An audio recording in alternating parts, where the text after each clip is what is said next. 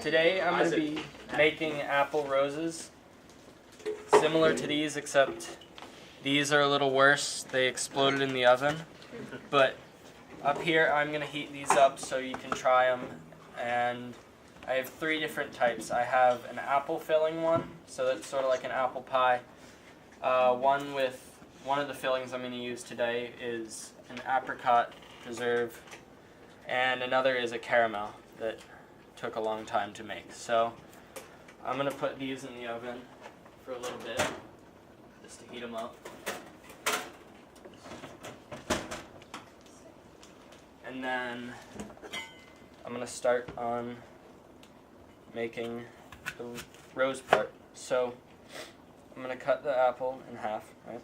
And I'm going to take a knife, probably a smaller knife. I know the chef's knife is a little big and it's harder to wield, but you can put it in like that and take out the seeds so that it's easier once you're slicing it.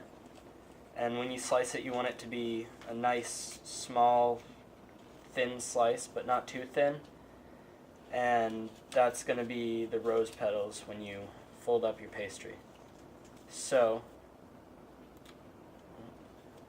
who's seen this before? The apple rose. Some people mentioned they saw it on Facebook or Pinterest. Yeah.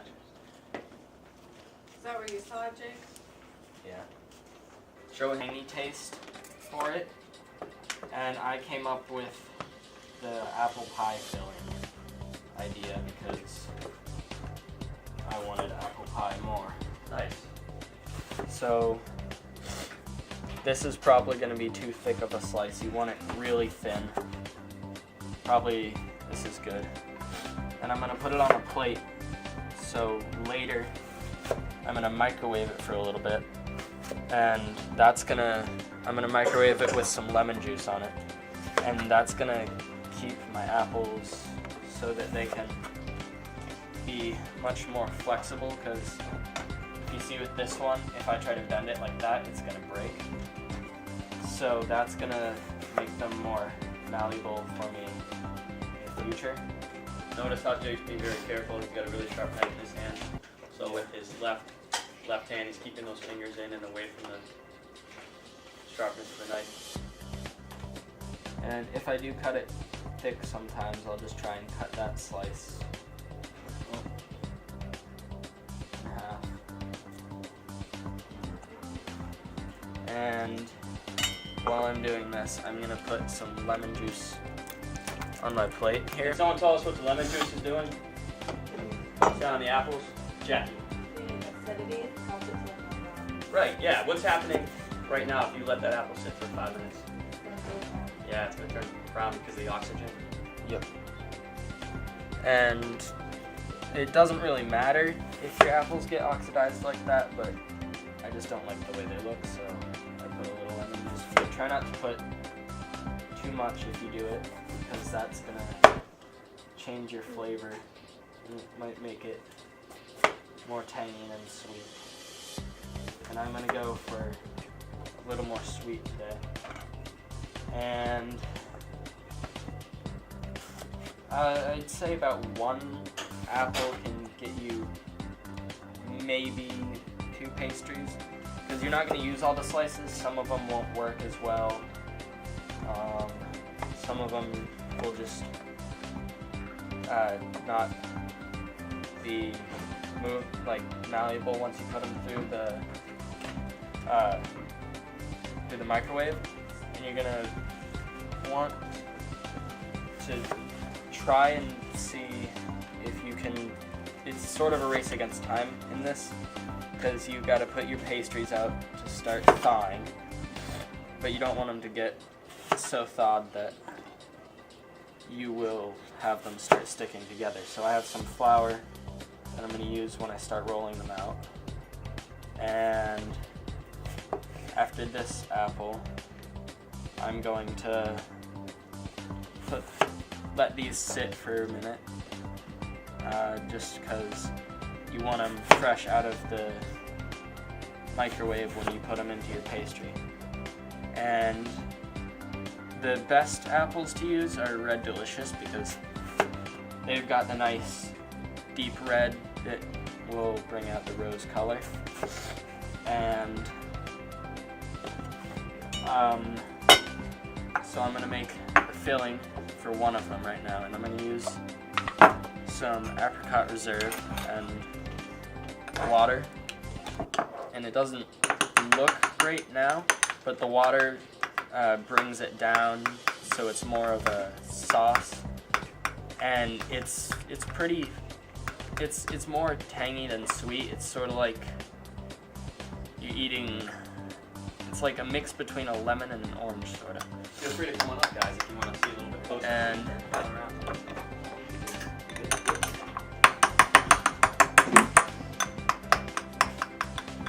you want to mix it so it's not. You don't want it watery, but you don't want it as thick as the preserves either, because that's gonna make it run all over and it's gonna ruin your pastries. So I'm gonna get rid of a little water here because I have a lot, and that's gonna bring it down to sort of a base of what I'm trying to get here. And if you can see, it's not. Oh, it's a little watery, but I have a tiny bit more. That's gonna make it more sticky in the inside. You don't want a lot of things that won't stick to the inside of your pastry, because that's what's gonna keep it together when you put it in. And this is pretty perfect, I think, for what you're gonna want. And put that to the side for now. And I'm gonna make actually, I'm going to leave this filling for now, and I'm going to make one of the pastries and just microwave it for a few minutes. I'm going to put a little water on it so it'll get dried out. So I'm going to put it in for about 30 seconds to start, and then later I do a test where you hold the bottom of the apple so it would go upwards, and you hold the bottom, and if the apple leans over enough and will touch your thumb, then it's definitely ready to go on a pastry. But you want it to be really good, because if it cracks, it's going to destroy the pastry in the oven, and I've had that happen, and it's the worst. But how long are we keeping the pastries that are currently in the oven, Jake? Let's see, it's not that hot, so. Let us know if you need one of us to check it out for you. Is this the broken oven? Yeah, let's use the other one. Why there was no heat. Alright, so it's going to be a little longer on the sample. That's probably good. Yeah. Sure.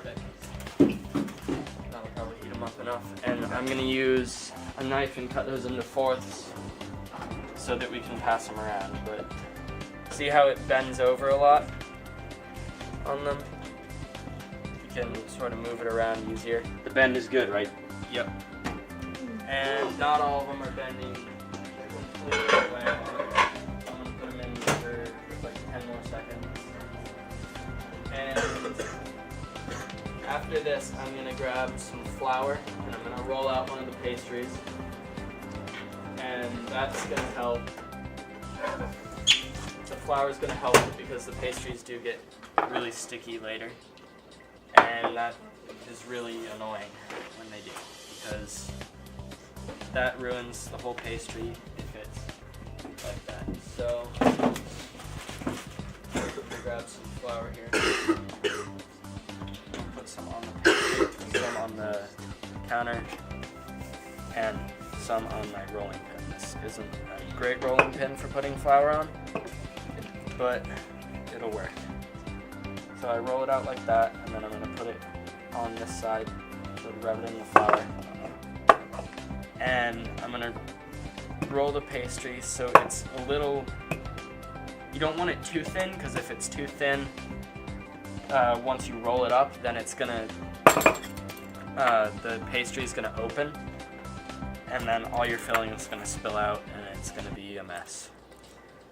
So you're going to cut, I use a pizza cutter just because it's the easiest thing, and you just want to cut the sides. This is going to be a smaller one probably, but mix up the filling a little bit.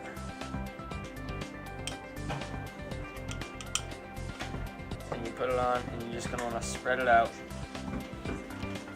Get it towards the edges too, because that's where you're going to be putting your apples. And once you have your apples there, you really got to hurry up and do it, because if your apples dry out too much, then it's going to be a massive problem. Oh, correct. So with these, you want to sort of overlap them, and when you're overlapping them, you want to be careful, because you can overlap them too much and then that'll make your pastry too thick, and that's just not going to taste good or do well in the oven.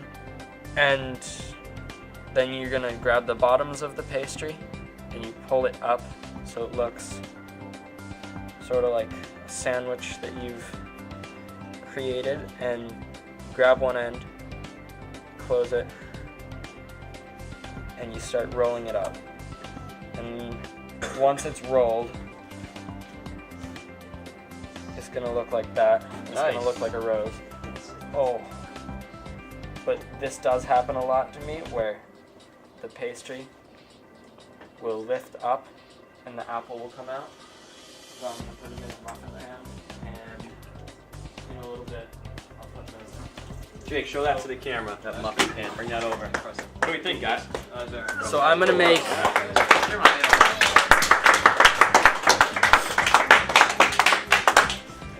How do you know so much about this?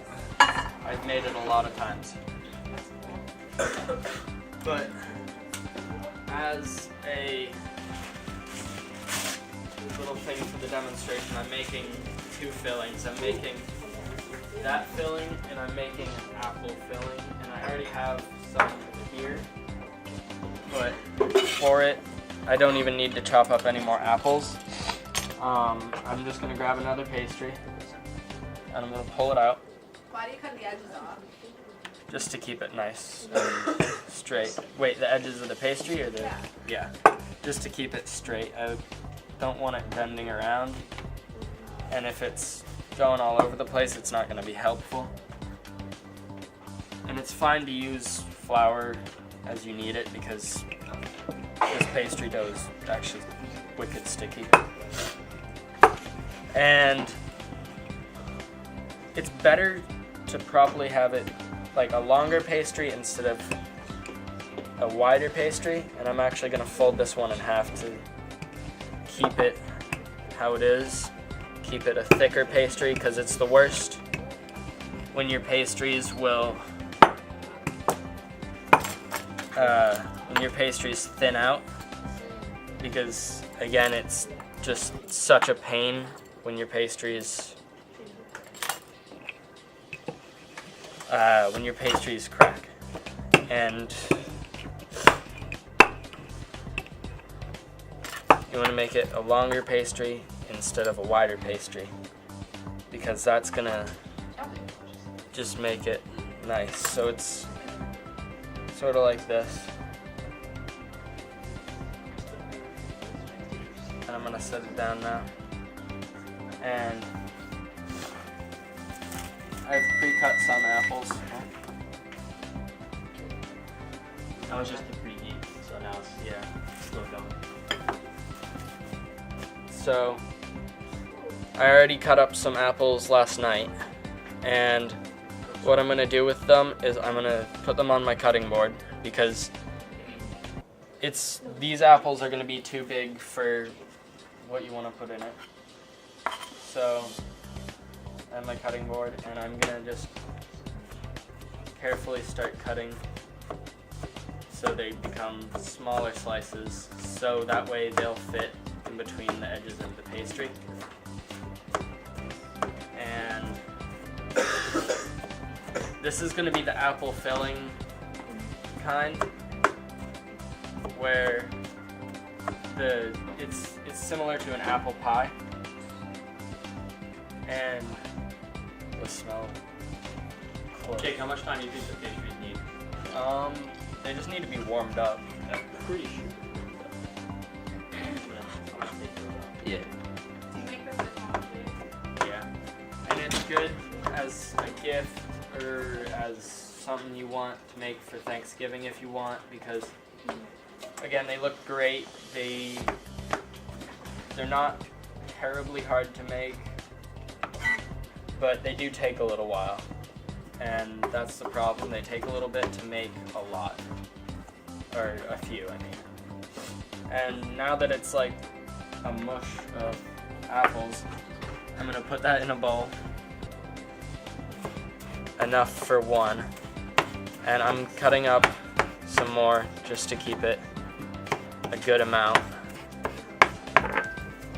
But now that I have this amount, I can put it in to my bowl, and this probably won't, this isn't a big pastry, so it'll probably cover up a good amount. But then I'm gonna take some cinnamon and sugar I've mixed into a bowl already and just pour it on top of the apples. And I'm just gonna take a fork and mix them together, so it's gonna sort of cover the apples, and that's gonna caramelize in the oven and make it a sort of apple filling. And now I'm just gonna pour it on carefully. And usually, if you want, you can let it sit. It'll mix the apple juices and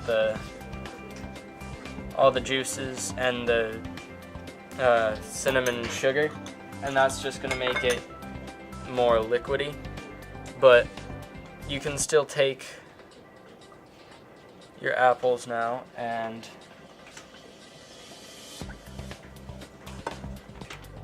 you want to constantly be checking your apples to make sure that they're not going to be cracking, because if they crack, that's just not going to look good. Once you put it in your pastry, it doesn't look as round, and that's just going to be something that won't look pleasing or tasty. And this is a little thick. Let's see if I can shave off a bit. And you get it. And you want to close the pastry. Actually, I should probably close these. Alright. And then you close it over.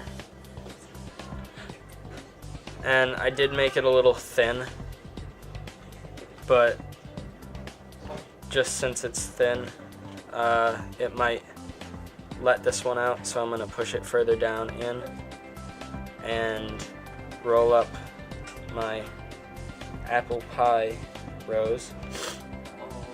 That one looks really good. And I'm going to put it on this side, so I'm going to make it 3 and 3. So Nice, that looks good.